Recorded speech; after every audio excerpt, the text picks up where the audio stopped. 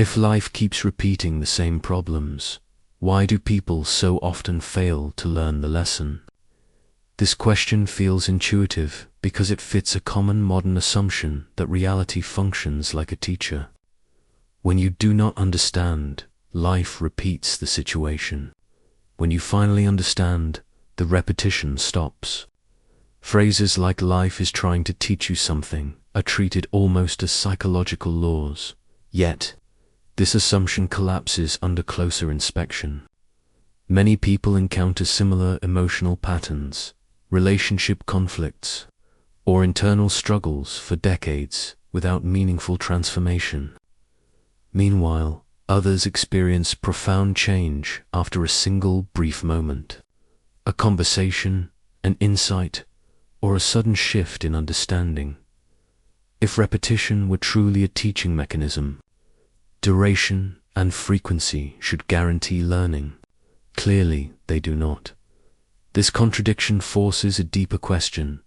Is reality actually repeating lessons, or is something else repeating instead?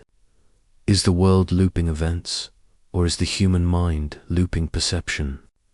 According to Ibn Arabi, reality itself never repeats. What appears as repetition is not a property of existence, but a limitation of how perception operates. Modern life is saturated with the feeling of being stuck.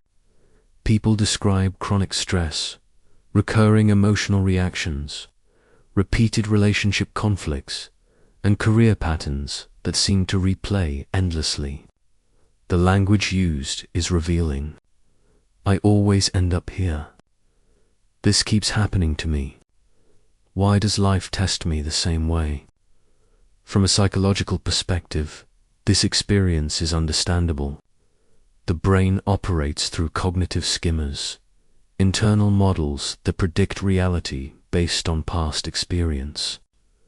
These skimmers help you navigate complexity efficiently, but they also narrow perception. Alongside this, attention bias causes you to notice familiar patterns more readily than unfamiliar ones. The nervous system prefers predictability, even when that predictability is unpleasant. Neuroscience adds another layer. The brain is metabolically expensive.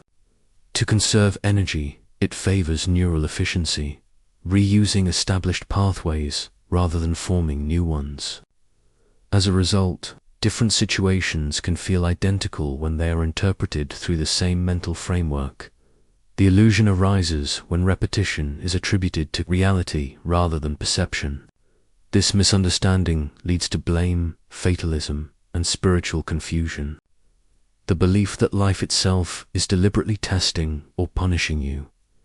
Ibn Arabi approaches this problem from a radically different direction. He was not a symbolic mystic concerned primarily with metaphor or emotional spirituality. He was a metaphysician and ontologist, deeply interested in the structural nature of existence itself. His analysis begins with a foundational axiom. Existence unfolds moment by moment with absolute uniqueness. According to Ibn Arabi, no state of being can repeat. For repetition to occur, existence would need to persist unchanged across time. But existence, in his framework, is not static. It is continuously renewed. Every moment is a fresh act of manifestation, not a continuation of the previous one. This sharply contrasts with modern intuition. The modern mind assumes time is a linear container in which events recur. Ibn Arabi treats time as renewal, not extension. The world is not replaying scenarios. It is appearing anew at every instant. The implication is decisive. Reality does not instruct through repetition. Transformation occurs only when perception changes, not when events accumulate. One of Ibn Arabi's central teachings is known as Tawshdid al-Khalq, or continuous creation. This principle states that reality is recreated at every instant. No moment carries its existence forward into the next. Each instant stands independently, sustained by the conditions of existence rather than by temporal continuity. The logical implication is striking. If existence is renewed at every moment, repetition is metaphysically impossible. What you call the same situation cannot be the same, because it does not share existence with the past moment. It only shares resemblance as interpreted by the mind. Modern neuroscience offers an unexpected parallel. Perception itself is not continuous. It is reconstructed every few milliseconds. The brain does not passively record reality like a camera. It actively regenerates a perceptual world using memory, prediction, and sensory input. What feels stable is actually a rapid reconstruction. Repetition appears when memory overlays the present moment. Novelty is collapsed into familiarity. Consider a workplace you visit daily. The environment may be similar, but your internal state, cognitive focus, and emotional context shift constantly. What feels like the same lesson is not a repeated event. It is the same interpretive filter being applied again. Ibn Arabi makes a crucial distinction that resolves much confusion. Events are unique, but meanings can persist. What repeats is not what happens, but how it is understood. Meaning structures perception before experience, not after it. Modern psychology describes this through predictive processing. The brain anticipates meaning before sensory input fully arrives. Experience then confirms, adjusts, or challenges that expectation. When the same interpretive framework remains intact, different situations feel identical because they are processed through the same lens. This explains why people feel trapped in repeating lessons. The same meaning is recycled even as circumstances change. For example, different authority figures, a parent, a teacher, a manager, may all be experienced as oppressive, not because they are identical, but because the same interpretive stance is applied. The key takeaway is precise. Reality does not repeat lessons. The mind repeats its interpretation. Until that interpretive structure changes, novelty cannot be recognized, even when it is present. A common spiritual assumption is that reality functions as a moral instructor. Success is seen as reward, suffering as correction.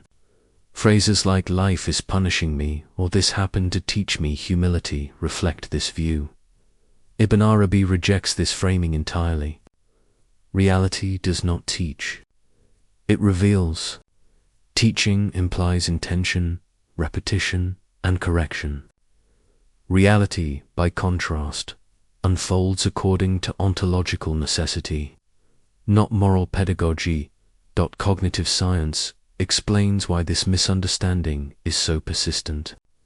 Humans possess an intentionality bias, a tendency to project agency and purpose onto systems.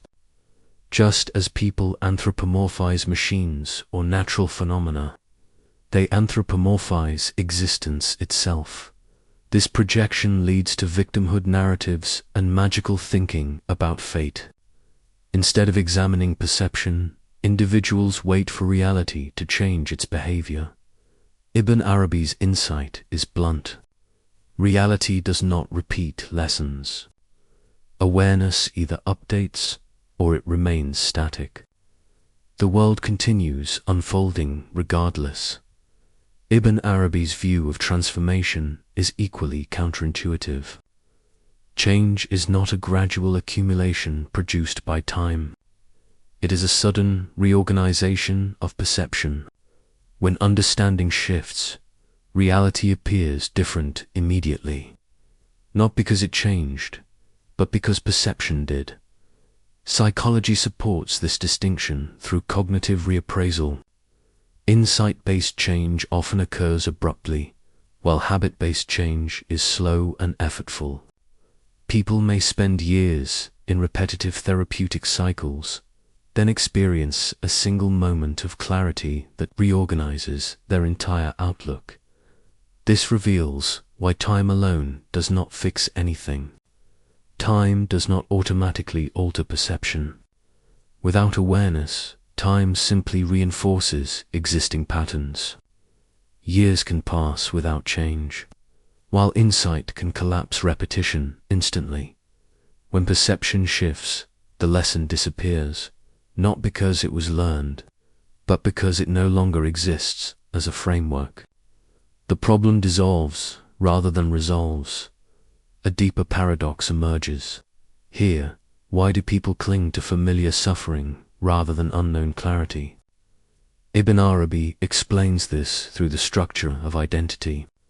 The self attaches to stable interpretive frameworks because they preserve continuity of identity.